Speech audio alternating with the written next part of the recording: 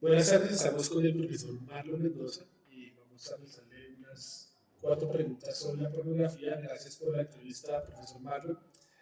La primera pregunta, ¿cree usted que la pornografía silencia, acalla a las mujeres? La pornografía es un mal, sí, desafortunadamente ha sido más machista, ¿no? En el sentido de que muestra a la mujer como un uso, un utensilio sexual. Entonces, en ese sentido, yo pienso que sí ha sido un atropello frente a la figura y a la dignidad de la mujer, porque normalmente en estos videos y películas pornográficas, quien siempre lleva un sometimiento es la mujer. Entonces, yo sí siento que de alguna manera las acalla, las silencia, las pone en ese contexto de ser la que recibe siempre y no es la que también puede disfrutar un evento sexual. Bueno, ya la pornografía, pues sabemos que eso es otro rollo, otra cosa de una enfermedad también, ¿no? En ese sentido, podríamos decir entonces que si las producciones pornográficas fueran hechas por mujeres, tendrían cabida como seres empoderados. O seres, no, de ninguna manera, porque de alguna forma la pornografía desvirtúa la realidad de la vida sexual de los seres humanos. Entonces, ni por un lado ni por otro. Lo que pasa es que la industria pornográfica lo que siempre ha querido mostrar es un disfrute irreal de la vida sexual, en donde la mujer siempre es la menos. Pero si fuera hecho solamente por mujeres hacia igual, sería un tapar la dignidad de las personas. Entonces, no, ni de un lado ni del otro. Profesor Marlon, la segunda pregunta. ¿Qué efectos negativos encuentra usted de la pornografía sobre la conducta entre hombres y mujeres? ¿Y por qué? Oh, efectos negativos muchos, porque de ahí derivan una cantidad de trastornos, ¿sí? De comportamientos frente a la vida sexual como tal, ¿ya? Que más adelante podemos profundizar sobre eso. Pero es un daño, ¿sí? Es un daño en la postura, en la conducta, en el comportamiento, en la vida sexual tanto de hombres como de mujeres. Porque insisto, muy seguramente tocaremos más adelante este punto, pero es un daño al comportamiento en la vida sexual de ambos. Entonces, además se convierte en una adicción donde se vuelve un elemento de consumo diario de muchas personas. He tenido la oportunidad de conocer y de ver de cerca esta adicción a la pornografía y créeme, es un daño bastante profundo en el comportamiento porque se vuelve una adicción como la cocaína, como al licor. Entonces se vuelven ansiosos, se vuelven incluso en algunos casos se vuelven agresivos en su conducta, sobre todo los hombres hacia las mujeres. Normalmente es lo que más pasa.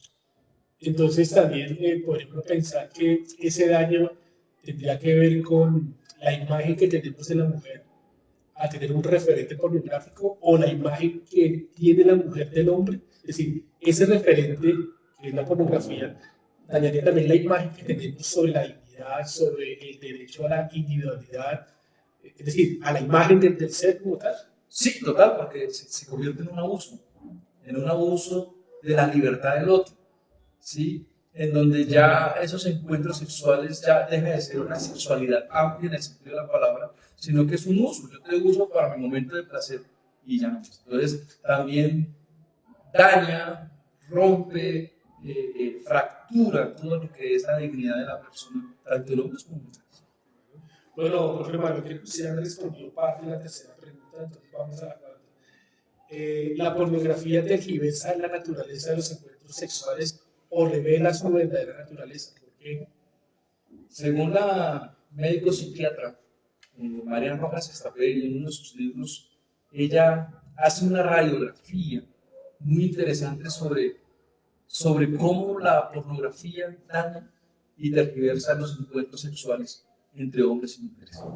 Por ejemplo, más que todo en el hombre, que es según un estudio, en el mismo estudio que ella hizo en su último libro, ella revela que los que más consumimos pornografía somos los hombres, ¿sí? Aunque hoy en día también está llegando a un nivel igualitario entre hombres y mujeres, pero sí daña la naturaleza del encuentro sexual. ¿Por qué? Porque la pornografía, el que consume pornografía, va asimilando en su cerebro que lo que pasa allí es real. Y nosotros sabemos por encuentros sexuales de nuestras parejas, etcétera, no es real. Entonces, el que consume pornografía desnaturaliza su idea de cómo deben ser los encuentros sexuales. Entonces, por eso son agresivos, por ejemplo. Hacen esa agresividad en un encuentro sexual. Tratan a la mujer de X o Y manera. O creen que una eyaculación va a durar más de 5 o 6 minutos. Y sabemos que eso es pura ficción de lo que ellos graban en sus videos pornográficos. Entonces, sí desnaturaliza completamente lo que es la vida sexual de hombres y mujeres. Entonces, es un daño bastante preocupante.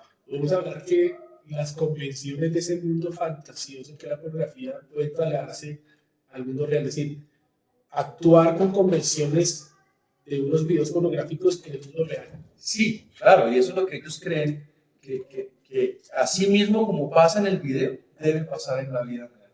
Así mismo como se hace en esos videos, en las películas, pasa, y por eso ellos no tienen una vida sexual tranquila, sana, como debe ser. Profesor Marlon, muchas gracias por la entrevista. Mucho gusto. Bueno, esa fue la entrevista al profesor Marlon Mendoza, doctor en teología.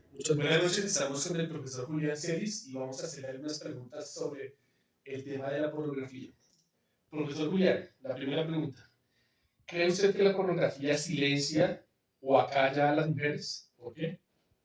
Bueno, Oscar, yo creería, me atrevería a decir en primera instancia que sí, claramente acá porque de alguna forma los principales consumidores de pornografía son hombres.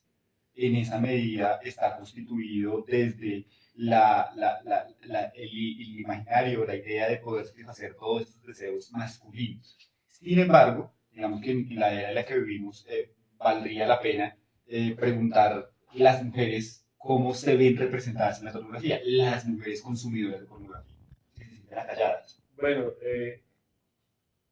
¿a qué se refiere cuando usted dice que se sienten representadas? ¿Qué representarían entonces? Ahí es donde viene la duda, digamos que el hombre cuando consume pornografía, pues hay unas ideas claras respecto a la satisfacción de los deseos, al dominar, al imponer, etcétera, etcétera. Pero al momento de escuchar su pregunta me surge a mí mismo la pregunta de, entonces las mujeres consumidoras de pornografía, ¿existen mujeres consumidoras de pornografía? ¿Qué dicen las estadísticas respecto al consumo de pornografía de parte de las mujeres? Y en ese orden de ideas, si ellas qué esperan ver dentro de esa pornografía, o si no hay consumidoras de pornografía. ¿Podríamos decir entonces que cambiará el discurso? Podría cambiar el discurso, además hoy en día cuando vemos que, digamos que la pornografía en primera instancia, pues está dentro del paradigma de lo heterosexual, pero pues ahora pues con las otras maneras de descubrir la sexualidad, donde las mujeres también tienen una participación diferente, un rol diferente, pues de pronto ellas a consumirlo, pues ya no se sentirían acalladas. Listo, profesor Julián, vamos con la segunda pregunta. ¿Qué efectos negativos encuentra usted de la pornografía sobre la conducta entre hombres y mujeres y por qué? Para mí, indudablemente, el principal efecto negativo consiste en, digamos, convertir el acto sexual, el encuentro sexual, en una irrealidad.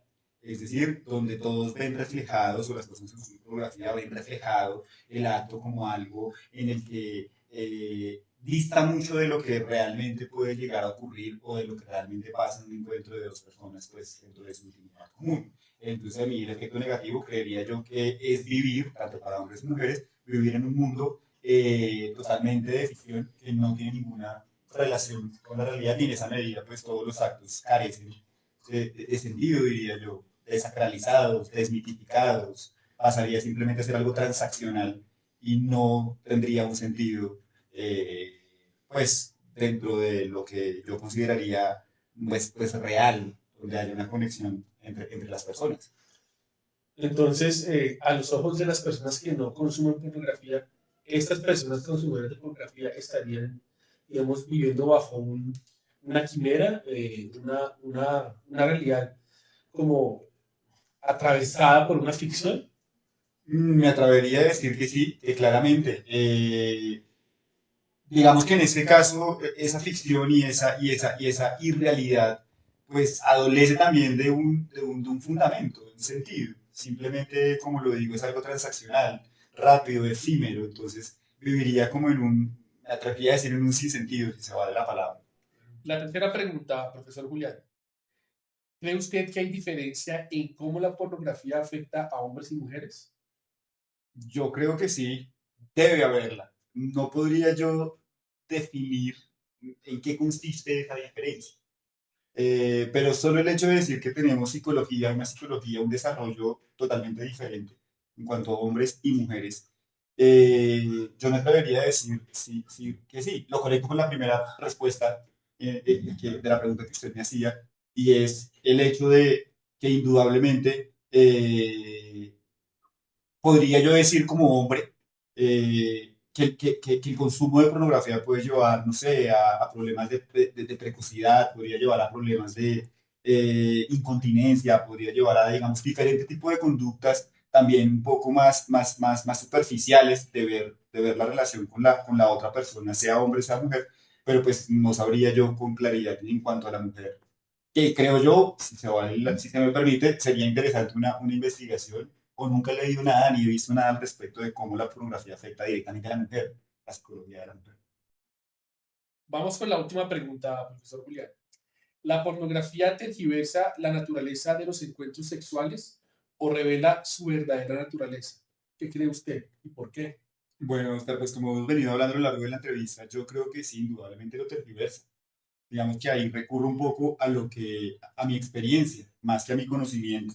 Y es que indudablemente como hombre que alguna vez fue adolescente y que consumió pornografía en un momento, pues al momento de encontrarse con lo que realmente es la sexualidad es algo totalmente diferente y opuesto a lo que uno pues, puede ver en la pornografía de cualquier índole. Entonces diría que la tergiversa totalmente. O sea, que ese imaginario que se tiene o que nos muestra la pornografía sí va a afectar de alguna manera, digamos, la relación que vamos a establecer con la persona al momento de tener un acto sexual. Diría que podría llegar a serlo, pero más si con la persona afecta la relación que tiene con uno mismo respecto a la experimentación de la sexualidad. ¿Sí? De pronto puede generar frustraciones, puede generar impresiones negativas, puede generar miedos, puede generar, digamos, que el juzgarse a uno mismo. Entonces, más que hacia la otra persona, diría que tergiversa y genera más un conflicto personal, o sea, de sí mismo, que directamente con la otra persona. Bueno, ¿me puede aclarar un poco más sobre que genera un conflicto personal? Es decir, pues al ver la pornografía le muestra a uno una imagen de cómo es la sexualidad. Pues al momento de experimentar la sexualidad, pues dista mucho el acto real o ese acto que se lleva a cabo con una persona de carne y hueso y no de la pantalla, pues puede generar confusiones, puede generar miedos, puede generar frustraciones, porque lo que pasa en la pantalla, lo que pasa en la pornografía, pues desde mi experiencia, repito, muy pocas veces ocurre en la vida real. Entonces podría generar eso una cuestión de decir, yo, ¿por qué no soy así? O por qué las cosas no surgen así, o por qué no se genera todo ese ambiente, o por qué no está acompañado de estos elementos que en la pornografía sí pudo haber. Entonces, por eso me refiero que es más personal que con respecto a la otra persona, porque cuando uno está con la otra persona, pues uno en primera instancia está con uno mismo, está con la propia mente, donde vive y experimenta el placer como tal. El otro, digamos que es un medio de alguna forma, pero quien lo experimenta es cada uno dentro de su individualidad. Bueno, profesor Julián, le agradezco mucho la entrevista. Era el profesor Julián Celis, doctor en psicología. Muchas gracias.